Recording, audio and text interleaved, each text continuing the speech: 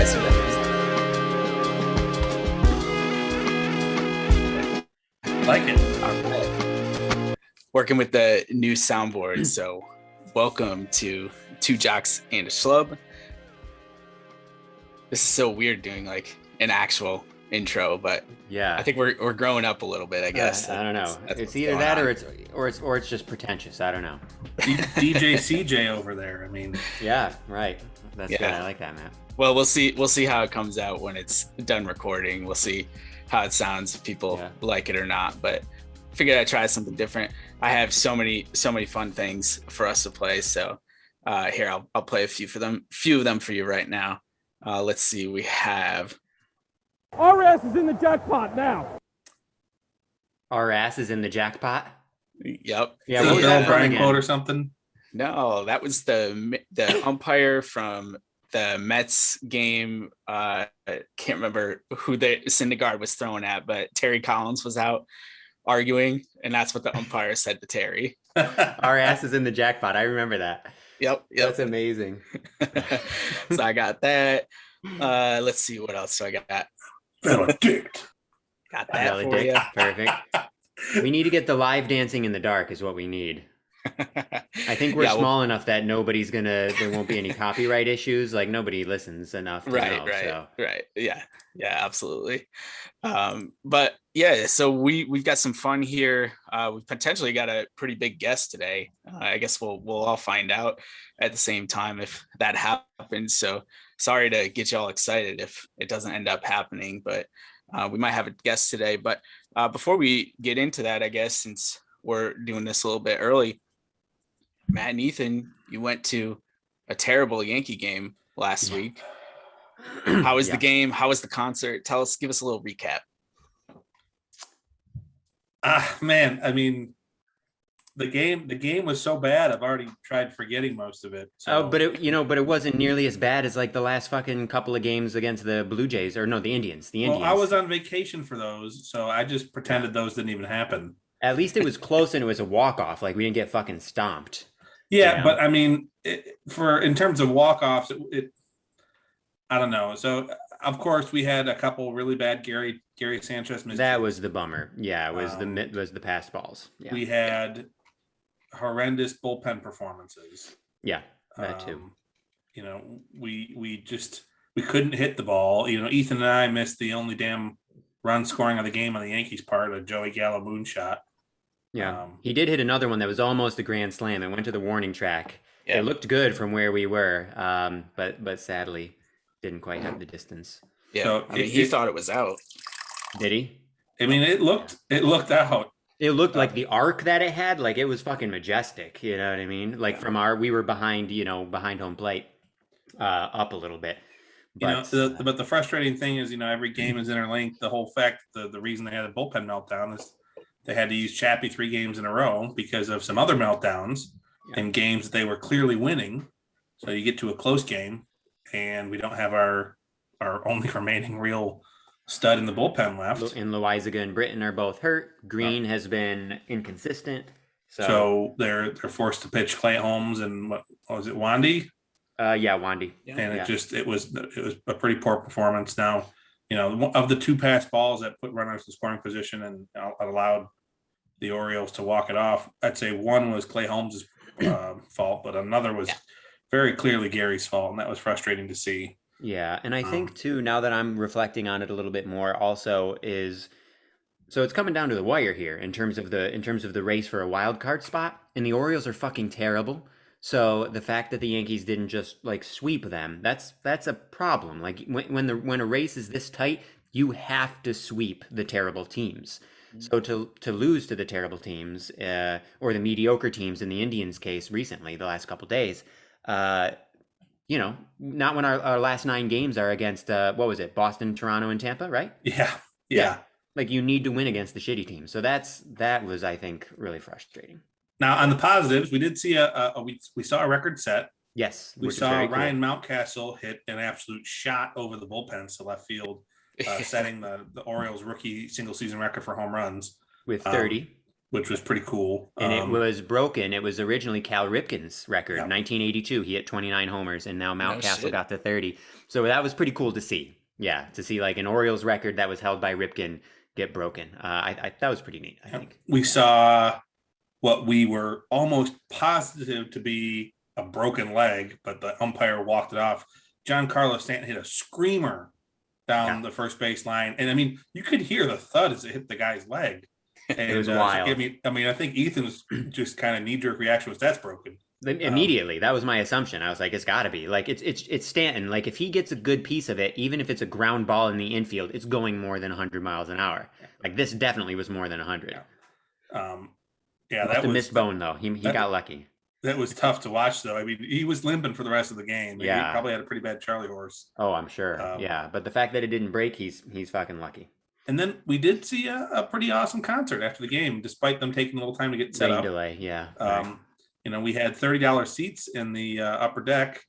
There was no one up there, so we actually moved to the front row of the upper deck and wiped the rain off some seats. Yeah, and really great view from there, actually. Yeah, not just for view. the concert, but for a game, it would be awesome.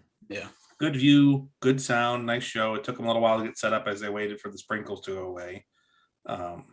So Ethan and I actually we snuck out with 2 songs to go. But yeah, this is the Avett Brothers. There was an Avett Brothers concert, and Matt has seen them several times. It was my first time seeing them, and of course they're famous for putting on a great live show, and it was fun. Yeah.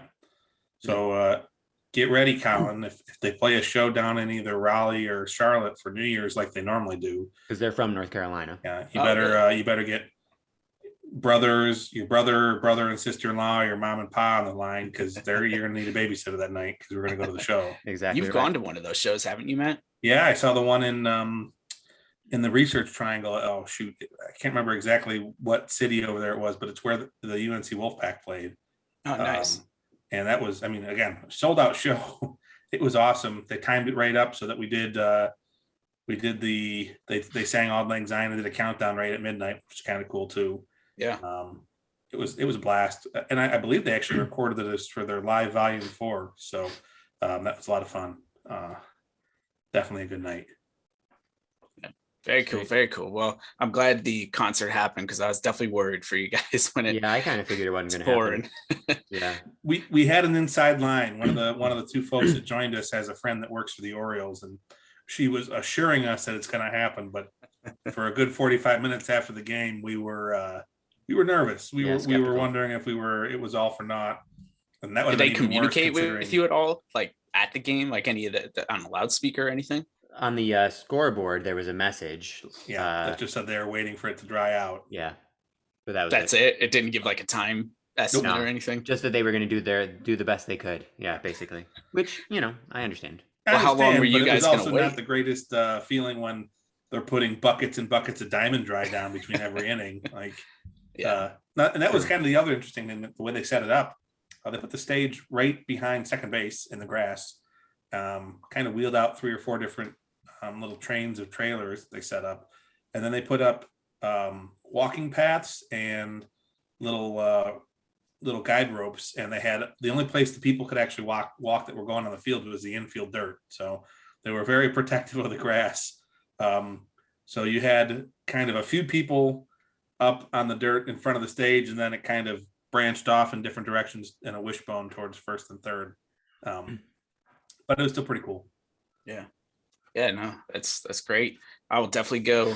I wanted to go to the show that you guys are going to in DC. I will make it happen. One of these shows that's coming up, not the DC one, because there's too much travel coming up for me. I got an idea for that too. That's Ethan's favorite band, Trampled by Turtles, for everyone who is interested. But they play in Nashville every once in a while, so maybe we meet in Nashville for that. That'd be fun. Yeah, that'd be great.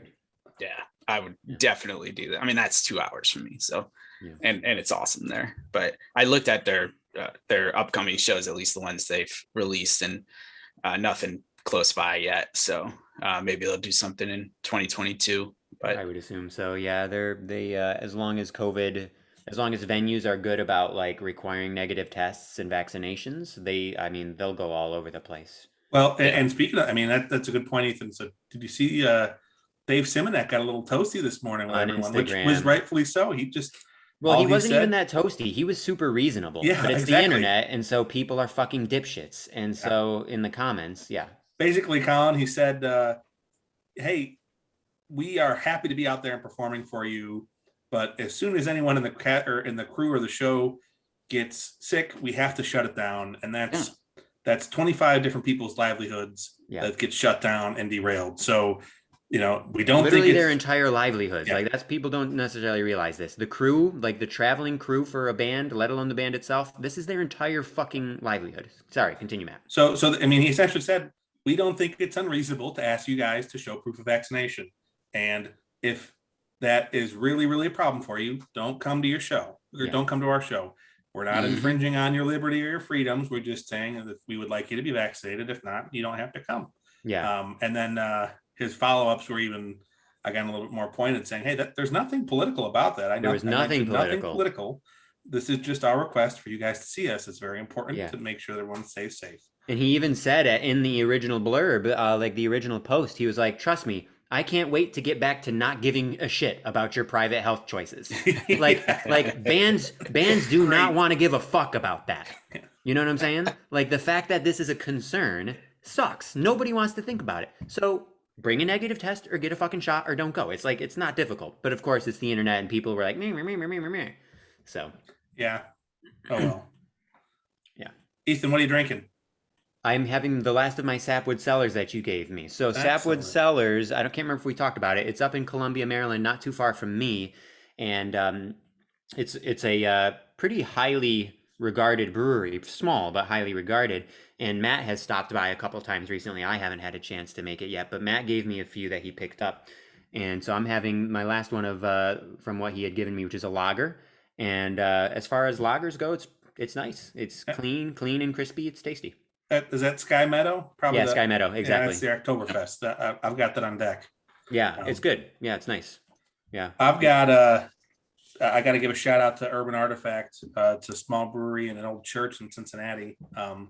That their whole shtick is we do real fruit beer, and it's not like your no offense, Colin, your milkshakes or your kettle sours these days. It just tastes like melted popsicles. These are actual sour beers. They actually list the pH value on the can, so it's a lip smacking tart beer, and they made one with like a really rare fruit from the Amazon called the yellow mambin, and I had it once before, actually on my birthday like 3 years ago, and it was one of the best beers I ever had there. It was such a unique flavor, and they were like, yeah, we're never gonna get that again. Like, we got lucky with a fruit broker that had like 50 pounds of the stuff, and we just decided to make a beer with it.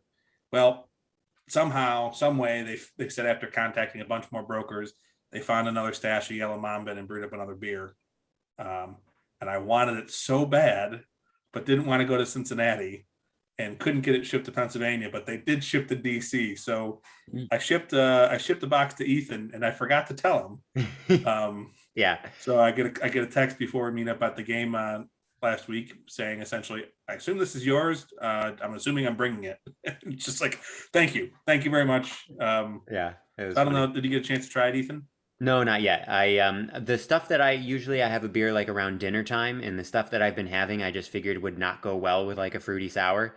So I mean, I'm waiting. It's sour and it's also 10%. So yeah. Okay. Yeah. So maybe I'll do that like Friday night, after dinner, and I'm just like chilling, But it's this really cool tropical. Have you had it already then? I had it once before, and I got one right now. Yeah. Oh, and so how's it tasting? Is it good? This really batch good. Is good. Really good. Yeah. Not too lip stomachy, not very alcoholic at all. Just a neat tropical flavor. And it's 10%, huh? Yeah. But it doesn't taste boozy. Okay. Yeah, dangerous. Impressive. Yeah.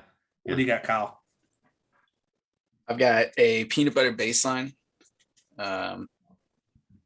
Another gift from Toddy that she found at one of the places here in Charlotte. So it's good. It's not as peanut buttery as I imagined it would be, given the title of the beer, but it's good. Oh man, if you're really enjoying those peanut butter beers, then Ethan and I got to keep a lookout for some Aslan beers. They do a couple really, really good peanut butter beers. Yeah. They do one called Glamping, which is like chocolate, graham cracker, marshmallows, and peanut butter. And holy snot, is it good. They do another one that's called Bale. That's just chocolate, peanut butter, and marshmallow. And again, I mean, it's they sell it one can, like they don't sell 4-packs. They sell it one can at a time for like $7 a can, and they're 16%, and they'll knock you on your ass, but they're delicious. Yeah, So. and they're super close to me. So if there's ever anything that comes out and either of you want it, I'll go and pick shit up for you. They did a 6-year anniversary like limited edition bottles a few months ago, and I picked some up for Matt. Like, you know, I'm happy to do any of that. And you will be doing so again sometime soon. Yeah, I kind of figured. Yeah. Christmas is coming up, the holidays. Yeah, actually, that's a good idea. Yeah, the holidays. Yeah. I mean, all of the holidays. I view all of the holidays secularly. So. Right. We got your rant a couple weeks ago. Wait, did I rant about it? Did I rant about holidays? Well, no, you just ranted about how dumb you think like everything is in life. So it's like the same thing. Yeah, pretty much. Yeah. Hey, speaking of that too, speaking of Ethan's rants, I don't know why this reminded me, but we got, and I didn't tell Ethan or Colin this yet, but we got merch on the way. What? We do. We got merch on the way. Yeah. Yo. What, did you get some shit made? Can you hear this? The crowd? Can you hear the applause? get some cheering. There we go. There it is. There we go. That's hilarious. We got it. So I ran our slogan. I just picked the slogan out of my ass earlier. Excuse my language there for. Yeah, how can you say ass? I never swear. Colin never swears. Why would you say ass on this podcast? I'm trying to keep it nice. I got a collared shirt on. That was good. Colin, you were ready with that one. Sorry, Matt, continue. But yeah, so it's nothing. There's nothing special. It's a test run to see how things come out. But what did you say it was? I'm not going to tell you what it is. You didn't? Oh, so we're gonna get. So okay. Did you have them sent to our places to like? No. I just put the order in today, so it's all coming to me. Oh, it's all going to you. Okay. Yeah. Is that why you were asking about the tagline? Together for both of you though, so don't worry. So yeah, that must be it, Kyle. Yeah, that's why you were mentioning like a possible slogan tagline thing. Yeah. I mean, I can tell you guys the tagline. It's what merging beer, sports, and nonsense since 2021. I thought so you changed it in the text. I thought it was like beer, baseball, and nonsense. Maybe that's it. Merging beer, baseball, and nonsense since 2021. Yeah. With a very, very specific emphasis on the word merging. Come on, like one of the signature moments of this damn podcast is your rant, bud. Duh. Seriously. How did I forget that? I'm the one that said that. I'm the one that fucking did it. Man. Okay, listen, let me explain something. Get out of here. Colin, that's perfect. But let me explain something for people who don't know, for my listeners. Colin and Matt already know this. Everybody who's close to me in my life knows this, much to their chagrin. My memory is for music history and for baseball stats, it's fucking amazing. Okay. For everything else, it's sometimes good, but most of the time really bad. And when people remind me of something, I will then be refreshed and I'll be like, oh, okay, yeah, I remember that. But in this case, just the word merging alone didn't trigger it for me. So it took me a minute. But yes, of course, that is, now that you mention it, that's a great word choice. That was very clever on your part. Yeah. So good job. Yeah.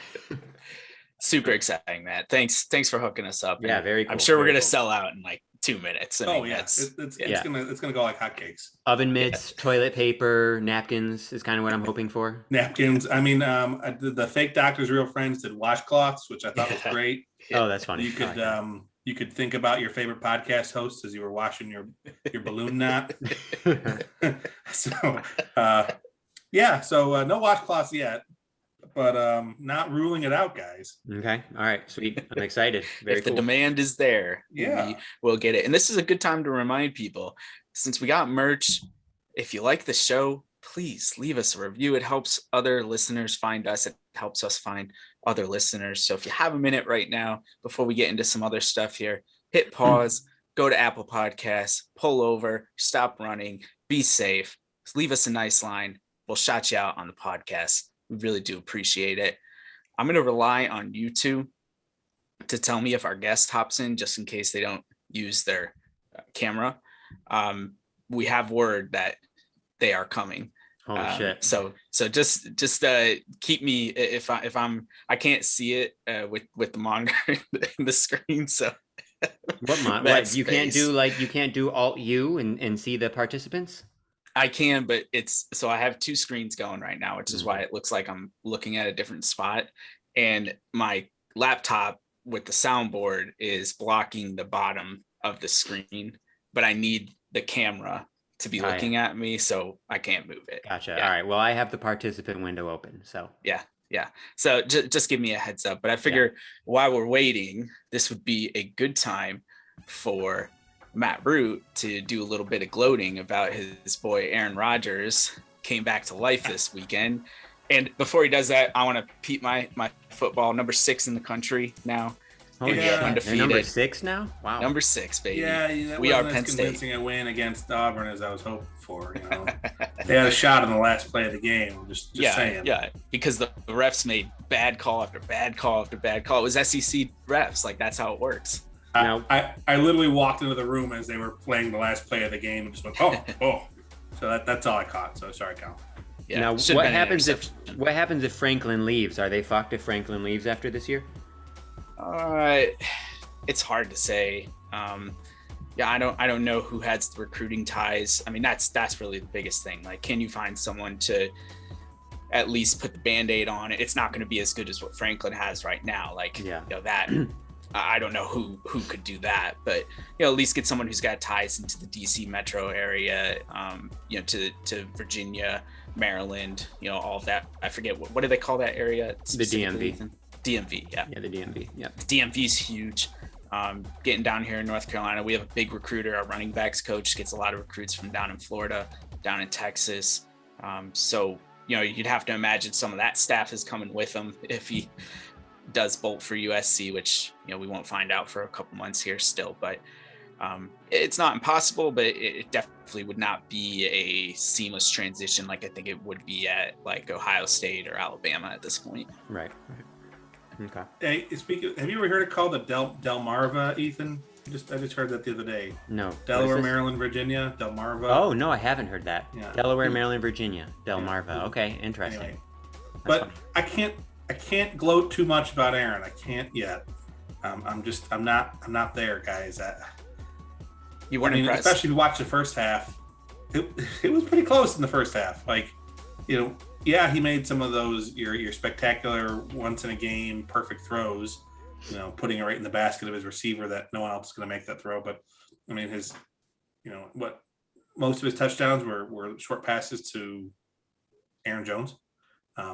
So I'm not worried. But I still do think we have a long ways to go, and our defense needs to. I mean, we've got 2 or 3 players on the field that are considered potentially the best at that position in the whole game. When Devontae Adams, Aaron Rodgers, and there's a case being made for Jair Alexander as one of the best corners in the league now too, and yet it doesn't feel like we're dominating teams like we should. So not getting my hopes up too much, but I'm also excited. This may be the end of the Aaron Rodgers era in Green Bay, and I'm enjoying the ride. Speaking of ride, I have become a die easy Panthers fan. I am going to jump on that ride because they are 2-0. Went to the game on Sunday. There was probably 70% of the stadium was full. So there's still a lot of room on this bandwagon, but 2-0, better than my Giants who can't win a game. Refs screw them out possibly of a win, but I'll still die hard for those Giants, but I got to go with my Panthers right now. They're hot. It would be fun for the city of Charlotte too. Well, and also you're officially a North Carolinian now, and it seems, unless you've changed your mind, it seems like you guys are probably going to be there for a long time. So you might as well adopt those sports teams. I'm thinking about doing the same thing with some of the DC teams. Yeah. Especially, football. I care about the Giants, but yeah, you're not going to be a Washington football team fan, Ethan. No, I won't do that because you can't do division rivals. But if it's not a division rival, you could adopt your new hometown team. So I think I totally get that. I was totally a fan of the Indians and the Browns when I was in Cleveland, and definitely other Cavs. It was a fun ride. It's always fun to go support your local team, and as we may talk with our guest a little bit, just becoming part of the energy of that city. So for my 10 years in Cleveland, holy cow, is it fun. It's a little sad sometimes, but mostly fun. Yeah. Sweet. All right. I've got a baseball topic for us to get into. The Shabina would love this if she's listening to this episode, but I don't know if you guys saw Melanie Newman, who does the play-by-play for the Baltimore Orioles. So up your way, Ethan. And Jessica Mendoza, who we all know, the great softball athlete. ESPN, right? She will be they will be the first all-female broadcast of a national televised Major League Baseball game on ESPN. It's the first sport out of like the major sports, NFL, NBA, etc., to do this. And they'll be calling that game a week from today on Matt Root's birthday, actually, on 9/29. So I think that's really cool, really great for baseball. That's fucking awesome. Finally taking the lead on something. I'm shocked. Yeah, it's for real. Baseball is like the most conservative sport and like obsessed with its past and like stuffy old white guys. That's amazing that they're the first major sport to do that. And anything's got to be better than Alex Rodriguez in the booth. It makes me so sad. He was so good at first. Everybody loved him at first, and then it went downhill really fast. Makes me sad. It's got to be Veskergen, right? Like it's got to be. Yeah. You're only as good as the guy who's the actual play-by-play dude, the professional. Yeah, and he's steering the boat, and he's not steering it well. He needs to go back to MLB Network. He was good there. They need to find someone else. Give A-Rod one more chance to see if he can find that magic again. I take John Kruk over A-Rod. Oh, fuck no. That's insane. That's insane. I'm with you. I'm with you, Kyle. Definitely give him another chance. Yeah. To somebody else. Yeah. Yeah, and I haven't listened to too much of Melanie Newman because she's regional and I don't listen to the Baltimore games, but I have heard Jessica. Obviously, she was with A-Rod and Veskergen in the booth for Sunday Night Baseball, and she knows her shit. She's really good, and she's confident. That's what I like the most about her is like she's not afraid to say the things that even males are sometimes afraid to say on air. She'll just call it out and say it as it is, and she's very confident in herself. Like I've heard interviews with her. She was on Molly Fletcher's podcast, one of my favorite podcasts that I listen to, and just had an incredible interview, especially for girls and young girls about building confidence. But I think in general, just being, just taking a stand for something, and that comes out in her work. So I'm definitely excited for Jessica, and I'll be listening to Melanie for the first time. I follow her on Twitter, and she seems like a pretty cool girl. So it'll be cool to finally get to hear her too. But I was shocked when I saw it. I was like, wait, baseball the first? Like that doesn't make sense. Yeah, amazing. Well, so I mean, have we seen the only other places I'm that's coming to mind where you've got a prominent female broadcaster with like Doris Burke in the NBA? Like, have we seen that in the NFL yet? You're talking like play-by-play? Sorry? You're talking play-by-play? Play-by-play or color in the booth. Yeah. So, I think this is definitely a great kind of foot forward by the MLB, and I hope by the MLB and ESPN, and I hope it's not just a token move. I hope it's something that they try and implement more frequently moving forward. Yeah, do it regularly. Yep. And you got. Sorry, I was just gonna say you got like Holly Rowe, you got Maria Taylor. Like these are all ESPN people. A lot of them are basketball specific. I don't know necessarily that they're doing color during the games. A lot of them were more sideline reporters, but like especially Maria, you've seen leave and take on bigger roles and things like that. So if they kind of maybe not even take that same model, because they're just catapulting right to having them do the color and the play-by-play together. But I don't know if there's a way that they can. It seems like they've had some success with that model though with the NBA. I mean, the NFL, that's got to be ridiculously hard to break into. I mean, Aaron Andrews is like literally the only one I can think of. Aaron Andrews, and there was the other woman who I think was also on Michelle Fox Tafoya, right? That's one. That's not who I was thinking of though. But it's just you never see them if they're not on the sideline. Yeah. Usually. Yeah, this is really cool, and it also makes me think of what Hannah was talking about last time she was on, a couple weeks ago, about how with sports, for women's sports, we say women's whatever. But for men's sports, it's just baseball, football, whatever. And so like Right. men's is the default, which, obviously we're all just like used to it and everything like that. But it doesn't seem great overall. Like I feel like you shouldn't just assume like the default should not just be one gender of a sport. Um, and so this idea of just like getting more women involved because they are just as knowledgeable, just as good of athletes and everything like that, I think that's a really great step. So that's super cool. Yeah, and since it's on ESPN, we'll be able to watch it. Yeah. And definitely encourage everybody else to tune in who's listening. Again, that game's this coming Wednesday. Right, Rudy? Wednesday is your birthday, 9/29. Yeah, geez, keep reminding people how old I am. Yeah, he's fucking old, guys. He's getting up You there. guys are both younger than me, so I don't want to hear it. That's true. Yeah. All right, here I got this one's gonna be fun because we've had an update today. Kevin Kiermaier, a player for the Rays. Yeah, I saw about this.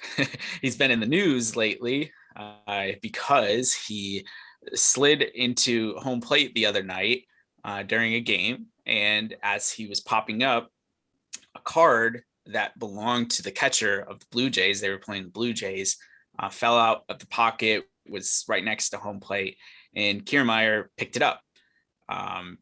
And he has since said that it looked just like his. He didn't actually look at it. He gave it to a clubhouse personnel, which, we all know how that went down in Houston. So that makes me feel real good. But, part of me wants to be like, well, when you find something that you're not sure of, like, why would you just pick it up and put it in your pocket? Like, the umpire was standing right there. You could have just given it to him and then he could have figured it out. But all that being said, tonight, the recent update is the Jays stupidly decided to throw at Kiermaier, and now will probably lose that pitcher who got ejected from the game.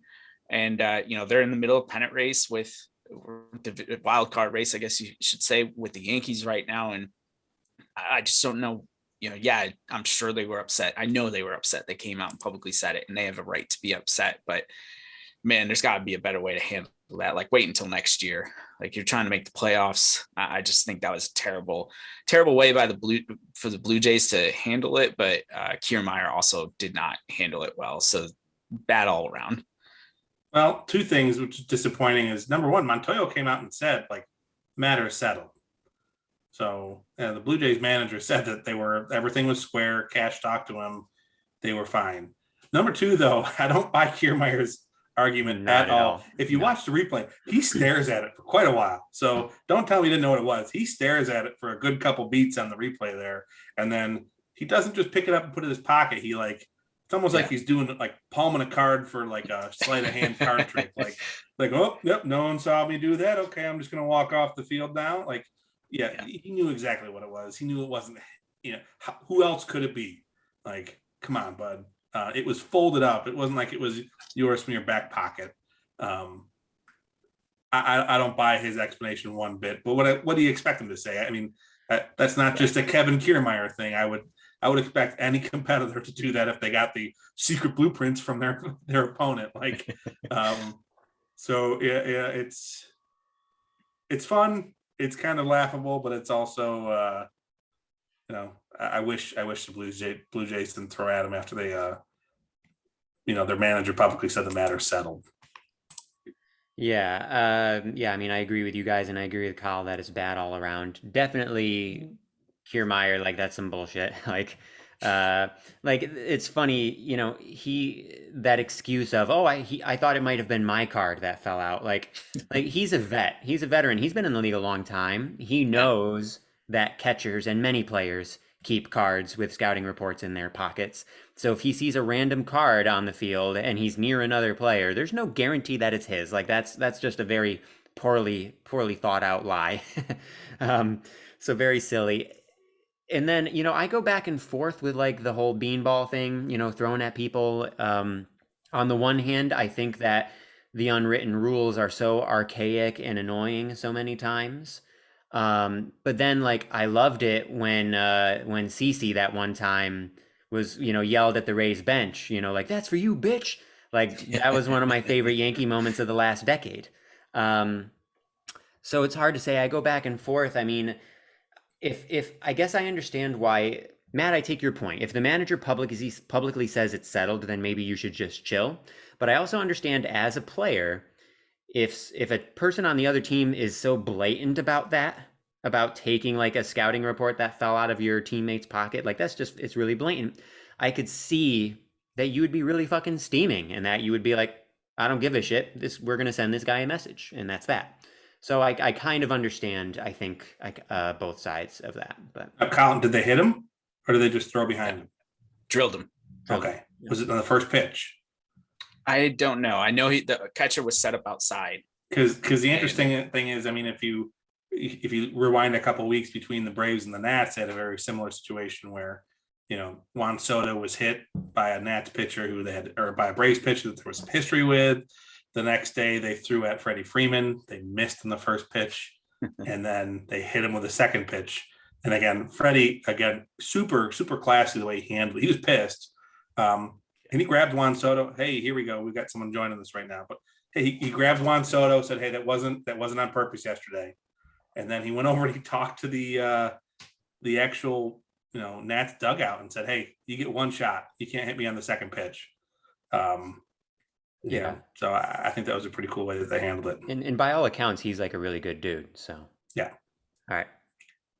Hello, Mr. Posnanski. Hey How guys, are you? Man, I am so sorry. I literally looked up at the clock. I said, wait a minute, it's 9 o'clock. I think they told me, 8:30. That's what they told me. So I literally was just on the phone. I went, I got to go. I totally forgot I was doing this thing. So apologies. That's not normally my style, but it's been a crazy few days, as you might imagine. Yeah. Hey, yeah, no, we just seriously appreciate you taking the time, and we know it's not your style to have the video on when you podcast. So I do not normally do that. I'm doing that. That's pure guilt. All right, let me close this door here. Okay.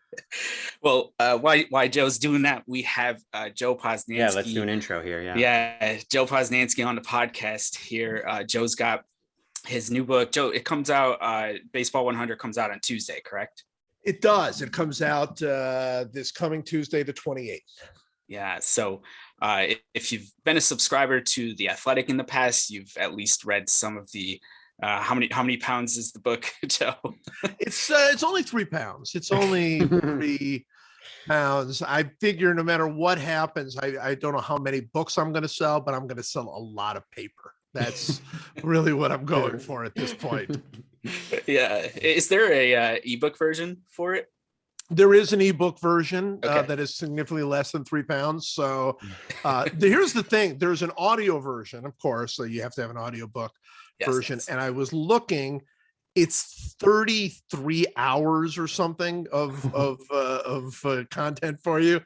Because I actually thought, I had to record my own. I've never recorded my own audiobook. I'm like, I ought to record my own audiobook. And I'm like, 33 hours. No, I'm not recording my own audiobook.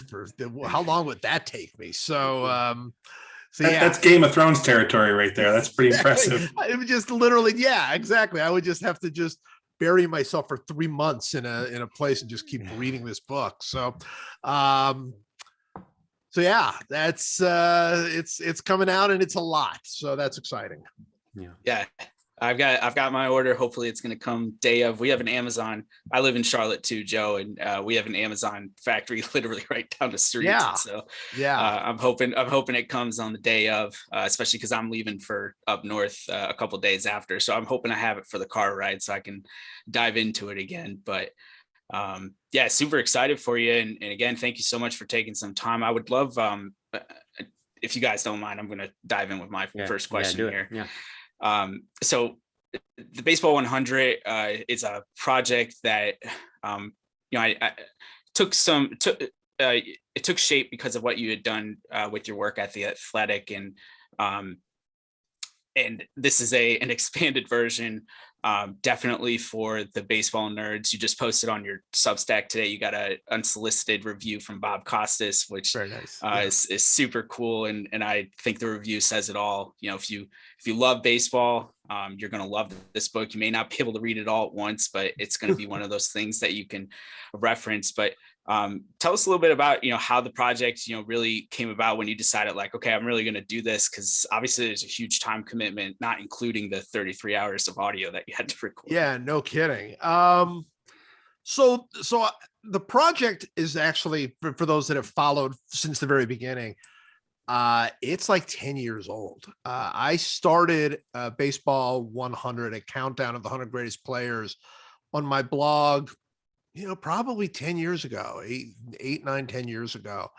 And the original idea was just a countdown. I wasn't going to be this expansive story of baseball, history of baseball thing that it turned out to be. I was just going to, I came up with a formula that I liked, and I thought, okay, here you go. I like this list. I'm going to just count down the 100 greatest players. And I started to do that. And it's funny, I look back on it. It's a different list than the one that's in the book. But I like number 100, number 99. These were pretty short stories. Like there were just a few hundred words about whoever that was. And that's what I thought it was going to be. And then the longer it went on, the more I've started like, well, I don't want to just write this much about, Sandy Koufax or Hank Greenberg, right? I want to really get into their lives, get who they were. And so they started getting longer, and they started getting longer, and they started getting longer, to the point where it took over my life. It was something I was doing completely. I had no idea about it being a book. I had no idea about it being anything other than I was working at NBC at the time, and I wasn't doing it for them. I was just doing it for myself. And I got to the point like, I can't do this anymore. So I got like all the way down to like number 30 or something. And then I just basically had to call it quits, which didn't make the readers particularly happy, but I was like, well, you're getting this for free anyway. I'm not sorry. And then like a few years later, I'm like, I ought to try it again. And I started it again. And I didn't love the way that version of the list was a completely different idea. I was going to just do Major League Baseball players, nobody from outside. As you guys probably know, in the Baseball 100, there are Negro Leagues players, there's Japanese players, but it wasn't going to be any of that. It was just going to be Major League players. And I started writing it, and they were getting even longer and even longer. And then I thought, you know what I want? I want this to be my story of baseball. That's what I want this thing to be. I mean, it's going to be a countdown. It's going to be a ranking. And obviously people are going to yell at me and all of those other things about who I ranked and who I didn't and where I put people. But I want this to be a story of baseball, my story of baseball, why I fell in love with the game, why I think the game is so great. And that's how I want to do it. And then I started at The Athletic, and I said to them, this is what I'm going to do, and I'm going to do it in 100 days. That's what I told them. And they, of course, said, okay, do whatever you want. I mean, they didn't care. It was funny because, at first they were like, all right, well, if you want to be a crazy person and try to write this long a book in 100 days, or a thing 100 days. But then it kind of took off, and people started like getting into it. And then The Athletic started to care, and which was fine. And then the pandemic hit. And when that happened, I was probably at number 30, something like that. And suddenly that it took on like real importance to people, which was, both heartbreaking and touching. I mean, I would get emails daily from people saying, thank you. There's no sports going on. There's nothing happening. This is the only thing in my life connected that feels normal, and which was really, really nice to hear. And at that point I was like, this is going to be a book, and I'm going to shape it into a book, and which I had to do. And that's sort of the story. And now it is a book, and I actually have a copy here. So yeah, there you go. Got a copy here. Look at that. Yeah. Beautiful book. Beautiful. They did a beautiful job with it. Yeah, they really did a nice job. And away we go. So it's pretty fun. Yeah, that's so cool. And I'm going to we release this episode tomorrow morning, so I'll put all the pre-order links in. You still have a few days to get that in. Support Joe. It's an awesome book. You'll learn so much about baseball. Matt and Ethan, I'll let you get some questions in here. No, Ethan, you're the bigger Joe Paz fan. Okay, so now, so I'm not a huge podcast person, but Colin and Matt know, and I have mentioned before, the one podcast that I religiously follow is Joe's, the Pawscast. So Joe is always very, very humble, and so I don't want to make him feel uncomfortable, but I need to say that he has been my favorite sports writer for years and years, and he does the Pawscast with Michael Schur, who's my favorite TV writer. So as you can imagine, the Pawscast is like my favorite thing. So in any case, the fact that Joe is here right now, I am like starstruck. This is surreal. This is insane. So thank you so much for being here, Joe. Really incredible. Thank you. Thank you for listening to the podcast. Anybody that would put themselves through that is a friend. Yeah, we've been doing that podcast. We're actually about to announce something about that podcast. I wish I could announce it right now, but it's not going to be official until after this comes out. But we're about to announce something. I became friends with Mike Schur, who, as you mentioned, big, huge TV guy, Parks and Recreation, Brooklyn Nine-Nine, The Good Place, on and on. He's working, he's writing and working on a television series about the Field of Dreams. It's going to be a Field of Dreams TV version, which is going to be great. And I'll be helping him out a little bit on that. So great guy, but I got to know him back before even Parks and Rec. He was working for The Office, and he was writing for The Office, and he was doing something that I don't know if you guys would remember, called Fire Joe Morgan, which was this very funny, ridiculous attack on sports writers and broadcasters, and it was hysterically funny. But I lived in mortal fear that they were going to take one of my stories. And even now, I don't have the kind of confidence that I could endure that. But back then I really didn't. And I literally wrote to him. He had written one that was very, very funny. And I had written to him, tell him, first of all, how funny that was. And second of all, please don't ever do this to me. Please. I literally cannot take it. I literally will not be able to leave the house if you ever do this to me. And he wrote back and said, no, I'm a huge fan, which was very nice. And then we ended up going to dinner, and then we became really good friends. And then we started doing this podcasting thing back when it was not that big a deal to do a podcast, right? I mean, I remember the technology we had to use we had to record it two different ways, because there was no way you had to, I had a box that you had to plug in. Anyway, the point being, I recorded roughly 50% of the time. Like every one out of every two that we recorded, I would say, is gone forever. We never recorded it. Nobody ever heard it.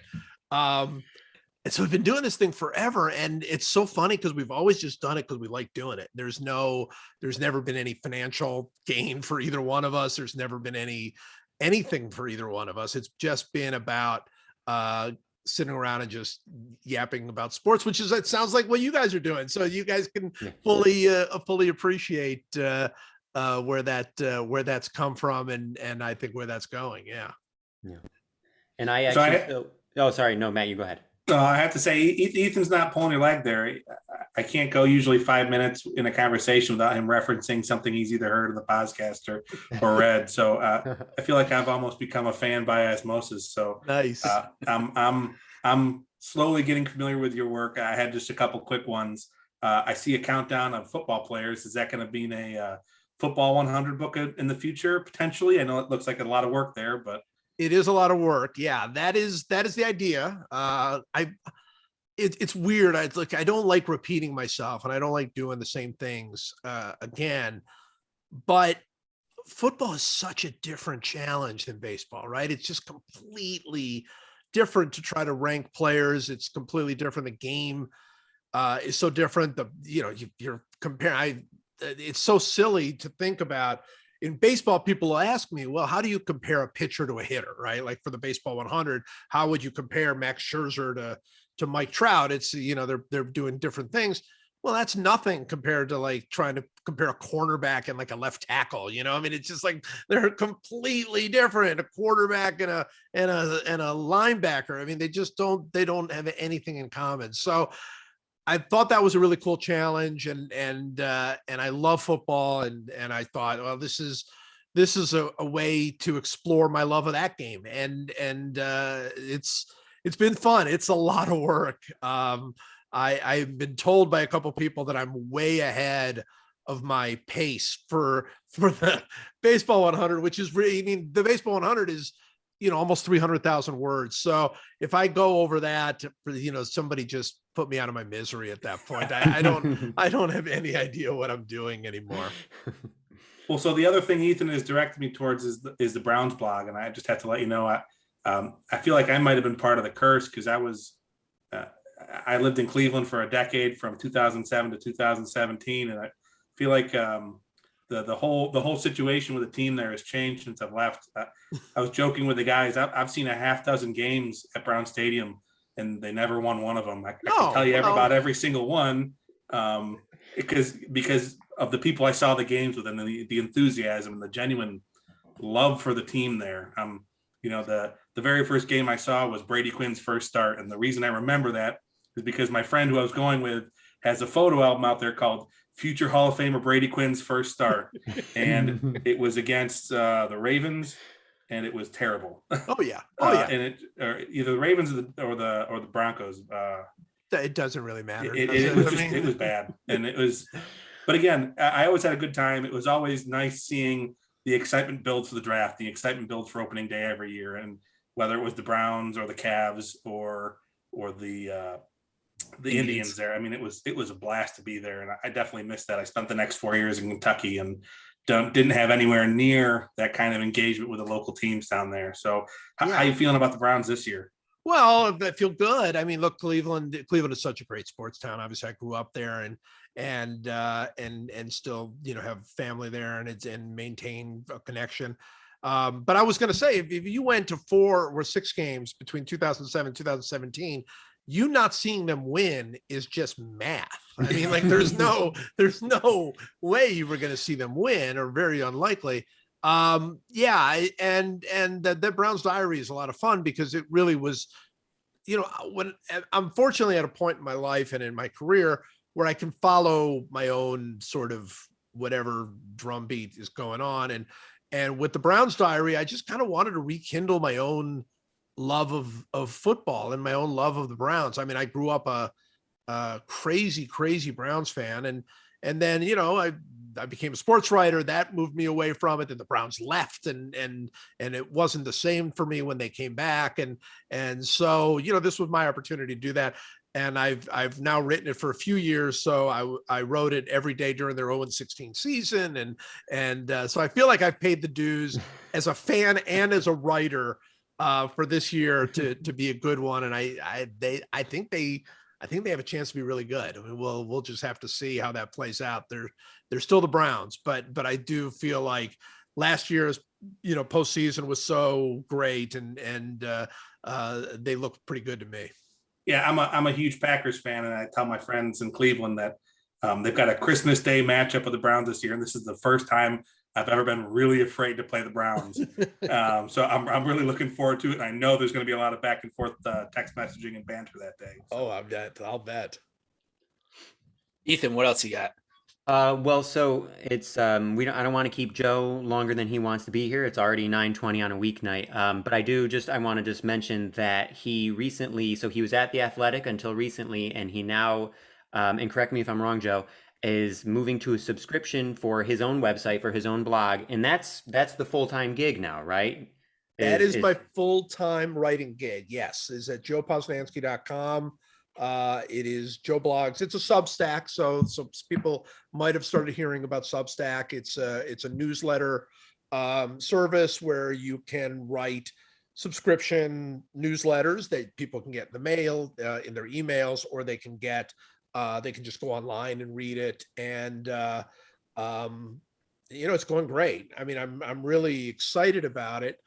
I've done writing for a lot of different places, and this opportunity is what's so cool about it is I can really, I feel like I've been working at places that allowed me to do what I sort of wanted to do, but there was always a little sense of, hey, but you've got to do this, and you've got to be here, and you've got to go and do this part of it. And to have an opportunity to just do exactly what I sort of want to do and follow exactly, the path that I want to follow, it's a real blessing. So I'm really excited about it. I mean, obviously I've got other things going, including obviously the books and the podcast and everything else. But that's where all my writing is going to be. And I'm definitely we've started, and we're still in the early stages of it, but the early signs have been great. People have been wonderful about signing up and being a part of it. Yeah, that's awesome. You've talked about a number of times over the last few years about how the world of sports writing is sort of changing so rapidly. And so it's really awesome. I can imagine that making this leap would have been maybe a little bit nerve-wracking, but the fact that it's been such a promising start, that just seems really wonderful, and seems to maybe bode well for writers moving forward, hopefully. I hope so. We'll see. Yeah. I hope so. I mean, I don't think that it's going to be a panacea. I don't think it's going to fix everything, but I do think that this is part of the future. Part of the future is going to be specific writers doing what they do and trying to build an audience for themselves. And part of it's going to be some of these, video / writing sort of hybrids. There's going to be some of that. There's going to be a lot of different things, and there's going to be some new technologies invented and everything else. But right now, this is kind of an exciting time in the sense of that there are a lot of people who are trying this, trying to basically, and I'll tell you what's really cool about it. And I'm sure it's something you guys have felt just doing this thing, because this thing is obviously a labor of love for you, is that there's a connection you have with the reader that is different than the connection you have when you're writing at Sports Illustrated or NBC or The Athletic. There, you're part of a much bigger a bigger operation. There's a much bigger mission. You're just one part of it, and you have readers and people who are loyal and enjoy reading you. But with a newsletter like this, so obviously the numbers are significantly smaller, but those people feel like they're a part of what you're doing. It's like they can reach out to you. They can be a part of what I'm doing at my Posnanski.com. So that's, I think, really exciting. I love that. I love, I've never had to write for millions of readers. That was never important to me. It's really writing for passionate readers, and you don't need that many passionate readers for something like this to be a success. So that's really cool. Awesome. Yeah, and I'll make sure I get that Substack into the show notes as well. Awesome. Anyone who wants to check it out and subscribe. And Joe, I want to say, one of the biggest reasons this podcast is even happening is because we are trying to emulate the energy and the synergy that you and Mike have, and we're not close to making the same impact yet, but hopefully if we catch up in a few years, we'll be able to do that. But well, I'll give you advice. I'll give you some advice. More nonsense. If you guys just, I think sometimes your stuff is too meaningful. I can tell already.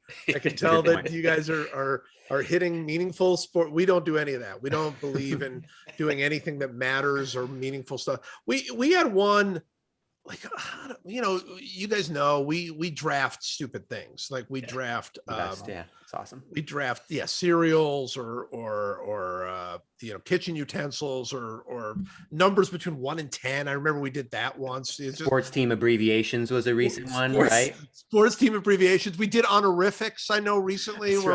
We literally were like, that was hilarious. Using Mr.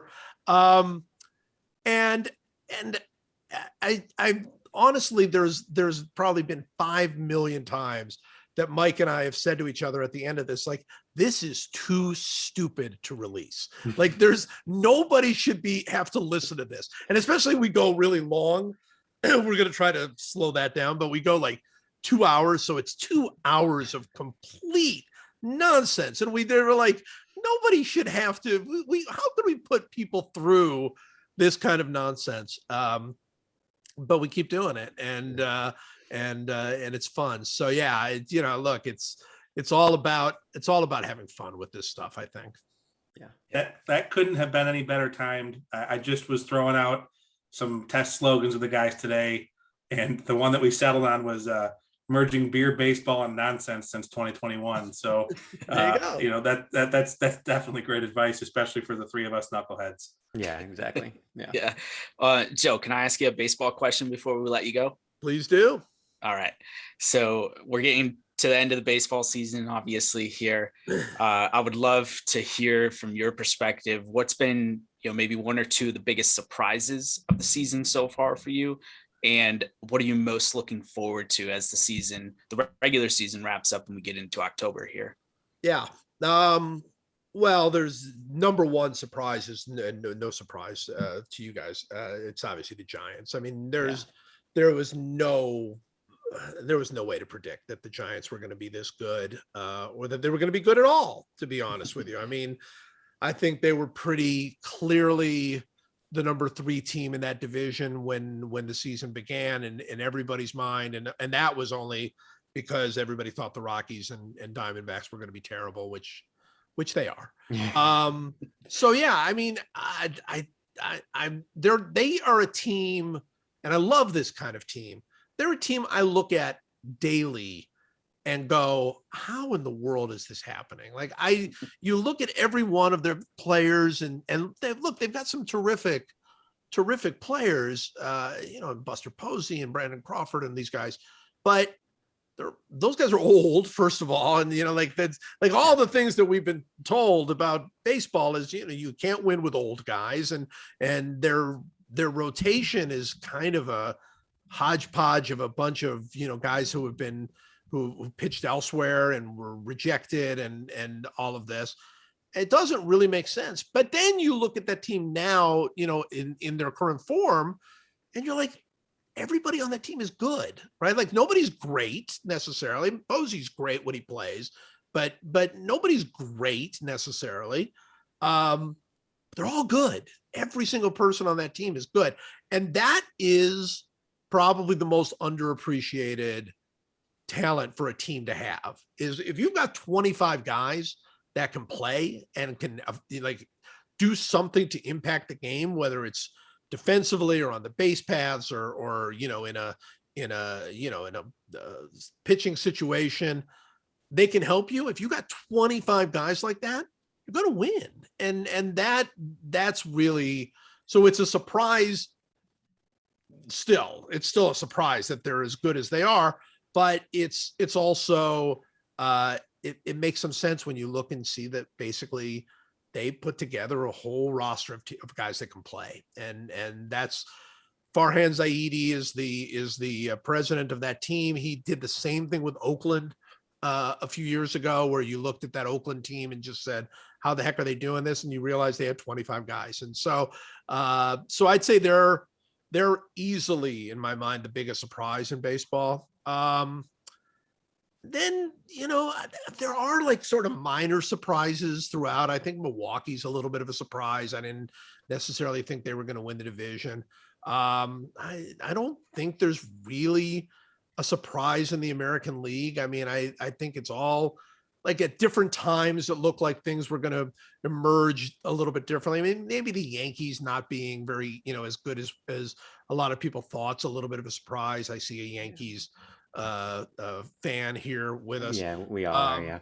Yeah, you have to endure that. But maybe a little bit of a surprise, but again, they're not hitting, and you do look at that team and go, it's pretty top heavy as far as the hitters go. I mean, I think DJ LeMahieu's come back to earth a little bit, and some things like that.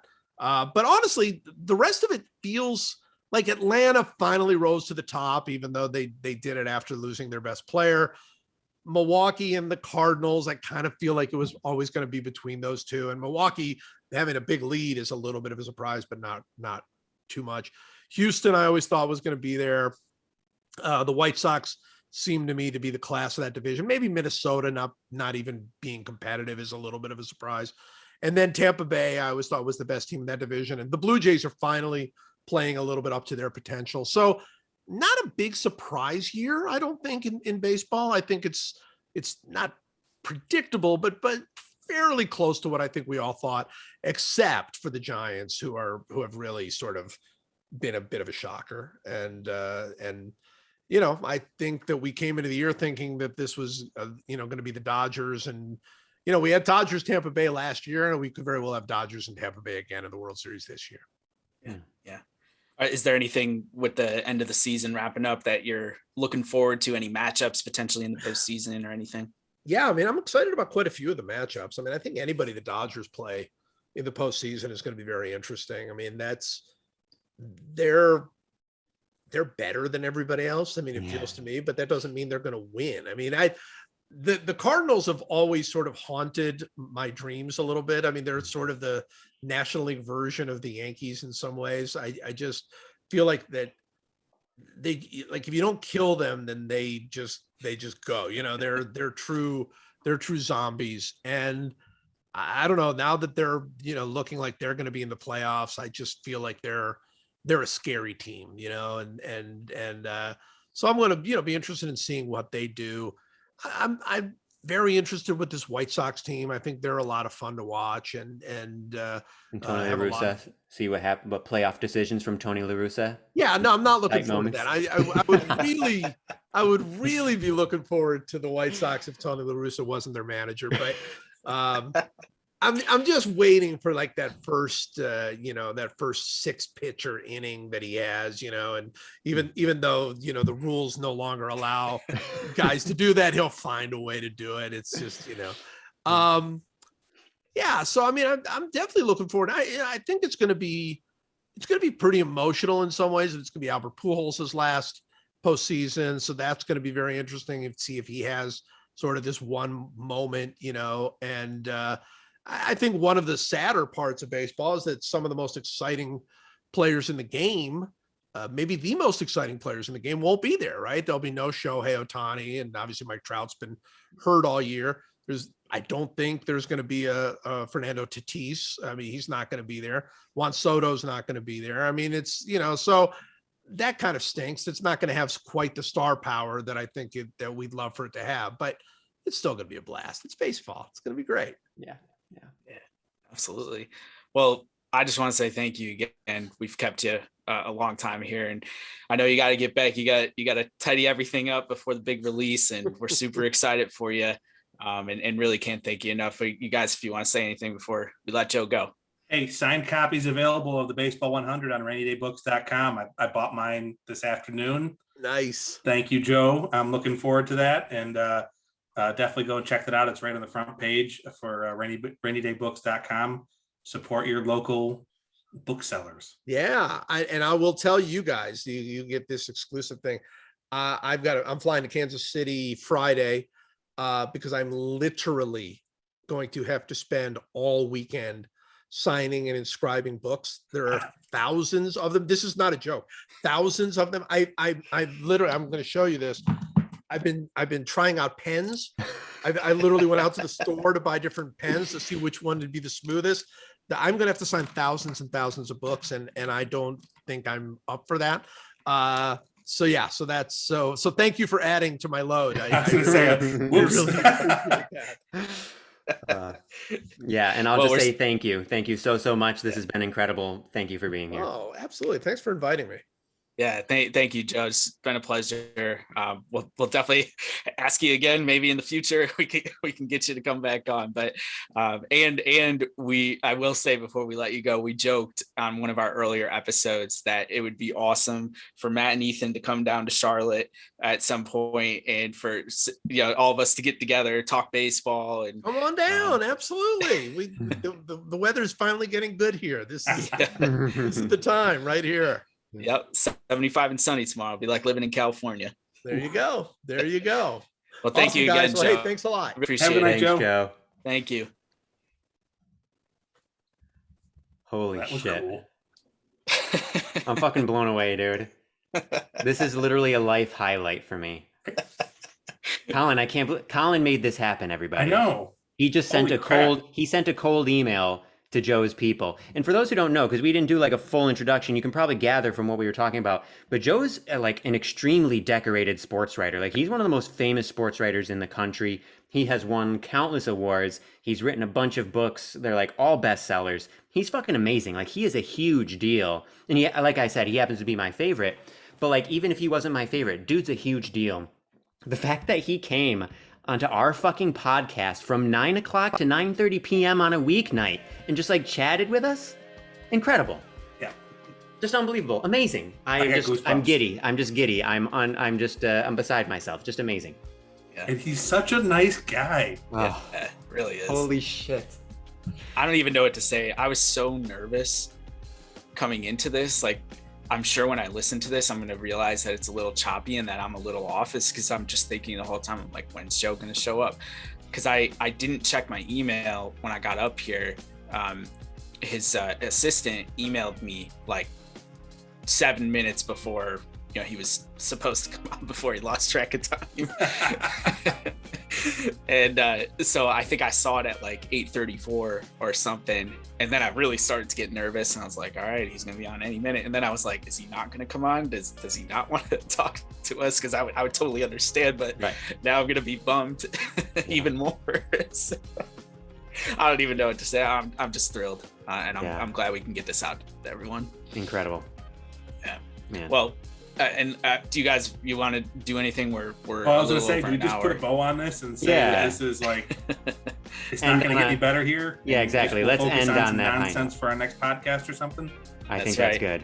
Yeah. That's right. Well, this has been another episode, Two Jocks and a Schlub, and we'll see you next week. Adios, Bye. everyone.